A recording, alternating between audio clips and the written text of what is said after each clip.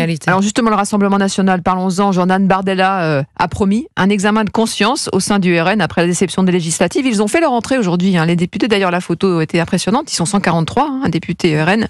Ils étaient aux portes de l'Assemblée. Je vous propose de l'écouter, Jordan Bardella. Vous êtes les visages de cette victoire. Vous êtes en cela un motif de fierté pour des millions de Français. Mais vous êtes aussi les artisans de l'alternance qui viendra demain. Il est évident que le calendrier électoral sous sa forme actuelle pourrait difficilement ne pas être revu avant la prochaine élection présidentielle. Il est donc parfaitement probable que l'exercice auquel nous avons été soumis pendant ces 3 semaines soit de nouveau envisagé. Je ne vois pas comment est-ce qu'on peut tenir dans un gouvernement avec Monsieur Bompard, Monsieur Boyard. Je ne vois pas sur quel point politique de fond ils pourraient réussir à se mettre d'accord. Et votre responsabilité, mes chers amis, ça va être d'accentuer la crédibilité de notre projet. Ça va être d'être les visages et les ambassadeurs du parti. Et en cela, on va vous demander d'être parfaitement irréprochable.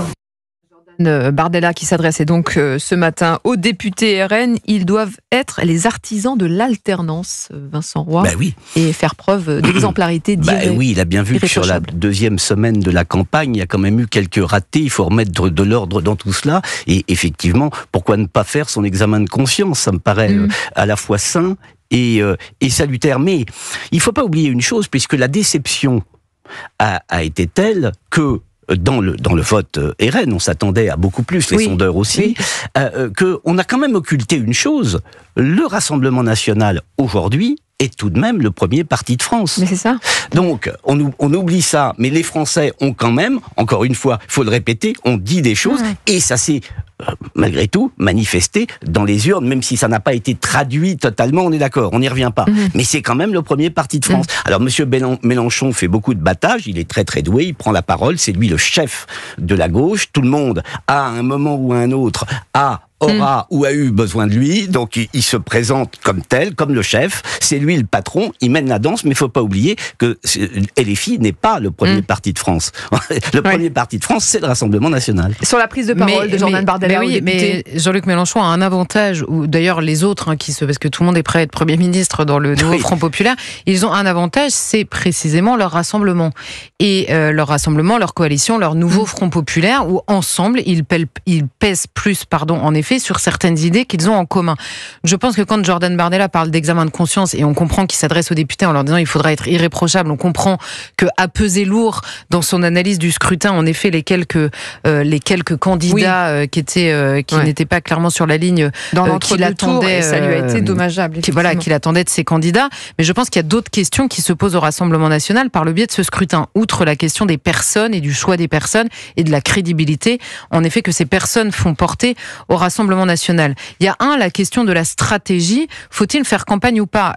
C'est vrai que c'est une stratégie qui a été choisie par le Rassemblement national depuis quelque temps déjà, de ne pas s'imposer dans la campagne et finalement par le biais de l'exemplarité supposée des députés et de la manière dont le parti fonctionne, la campagne semble non nécessaire puisque c'est une poursuite normale. Quand vous êtes placé par tous vos opposants qui par ailleurs se réunissent tous, quelle que soit leur divergence par ailleurs, au cœur de la campagne, c'est mieux si vous y êtes aussi sans avoir l'air toujours de répondre aux attaques seulement. Ça, je pense que c'est la première chose.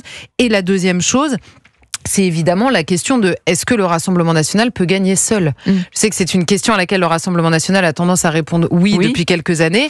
Là, la coalition de tous avec tous leur a prouvé que seul, c'était difficile. Donc il y a plusieurs questions qui vont se poser à eux dans la stratégie, évidemment, pour les prochains temps aussi. Et ce qui est très intéressant dans ce que disait Charlotte, c'est que, en réalité, effectivement, le NFP a eu un programme, ils se sont réunis autour d'un programme, certes, mais durant le deuxième tour, le programme n'a pas compté. On n'a pas voté pour, on a voté contre. Bien sûr. On a eu une campagne qui était fondée sur l'opposition et pas du tout sur leur programme. Qui a réussi. Ça, c'est un vrai problème pour le Rassemblement national. Qui a réussi, oui, bien sûr. Et sur l'attitude de Marine Le Pen qui dit, elle dénonce les attitudes quasiment factieuses des Insoumis. Ils appellent à prendre de force Matignon. C'est leur assaut du Capitole à eux. Elle a le sens de la formule. Écoutez, ils appellent à prendre d'assaut... ça, c'est une proposition d'Adrien Quatennens qui a été retoquée par Bompard derrière. Est-ce que vous pensez que ce type d'agissement est démocrate ? Ils sont démocrates et républicains, nous disent-ils. Bah écoutez, non, moi à partir du moment où on ne respecte pas le vote des Français, à partir du moment où on veut prendre d'assaut, non, écoutez, ce sont pas des démocrates, mais ça on le savait. Ouais, on le Ou savait. alors en tous les cas, nous ne sommes la dupe de Mais rien. ce qui est On amusant, reste c'est que ce ressort précis était attribué à l'extrême droite jusqu'à maintenant. Et c'est pour ça que je pense qu'elle use de l'assaut du Capitole, parce que ça a été évidemment comme un marqueur au fer rouge, mais convoquer la foule, en effet, pour contester une difficile lecture du résultat des C'était très urnes, maladroit. c'est assez inquiétant et assez peu démocratique, en effet, oui. pour un parti qui n'est jamais accusé de ne pas l'être, vous noterez.